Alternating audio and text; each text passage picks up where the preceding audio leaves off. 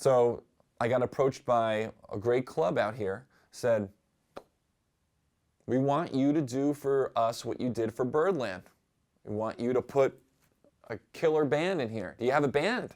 And do you have a band on the West Coast? And I said, of course I have a band on the West Coast. I mean, of course I do.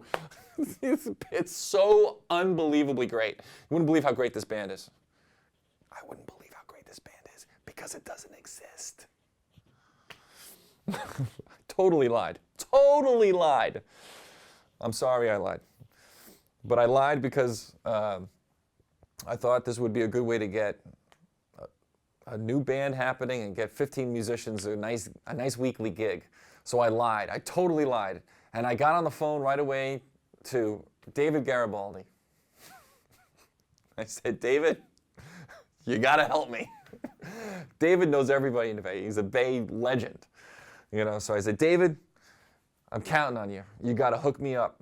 I'm going to start this thing. It's going to start in 2 months. I got 2 months to get this thing up on its feet. You got to help me. He said, no problem. And he hooked me up with the lead tenor player for Tower of Power, Tom Policer, another icon of the Bay. And I call Tom. Actually, I see Tom at NAMM last year. And we meet. David introduces us. We meet. And so the story is going to go a couple of different places, but I also want to just acknowledge the fact that I owe David Garibaldi a serious favor. He knows it.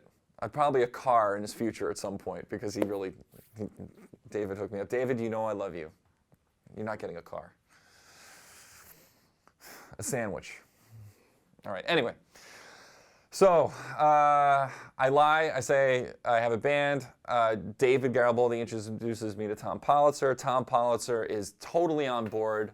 I say, Tom, let's do this thing. Let's set the Bay on fire. Let's get it, you know. I said, I'm counting on you. And from Tom Policer, he introduced me to the next 4 guys who were the most key. Lead trumpet, lead trombone, bass, and piano. Those guys got the other guys, filled out the band. I know nobody. Don't know anyone. These guys all know each other. They know who I am, but we've never met. You know, I'm making these phone calls. I'm putting this phantom band together that I have no idea. I've never met any of these guys. And, you know, as I'm talking about it now, it seems completely nuts that I even did this. And I remember thinking at the time, it was totally sane. Like, oh, this is going to be no problem. Now I'm like telling the story a year later. I must have been out of my mind. I don't know what I was thinking. So we have our first gig is the first Friday in April. I'll never forget it. The first Friday in April. And so I remember my dad was talking. My dad was like, "You're gonna rehearse, right?" I said, "No." He goes, "No." He said, "Well, do you know these guys?" And they, you know, he says, "You know these guys are all killers. They're gonna be killers." I said, "No, I don't know." You know, and he goes, and I remember he's like, "Oh," whoa. He's like freaking out, and then he's getting me nervous. And I'm like, "Oh God." So we meet the day before the first gig for 1 2-hour rehearsal. That's it, 1 2-hour rehearsal. And I picked 20 pieces of music. I got all the music ready for everything. I remember picking like the hardest tune first. I was like, well, let's see what happens.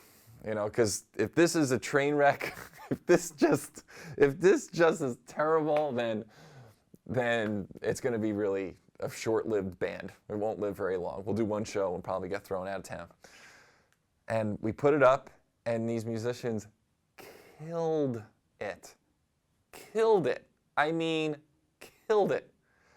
And I remember looking at Policer, who got these guys, and he turns, and he was sitting down like to my left, so I'm looking at his back, and they kill it. And I remember he turned around, and he just looked at me over his shoulder, and he went like that. And he looked at me, and and we just started cracking up because he knew that, you know, they were killing it. And it was really cool that it had a happy ending. It could have had a tragic ending, but it didn't. But that's how things happen sometimes, you know.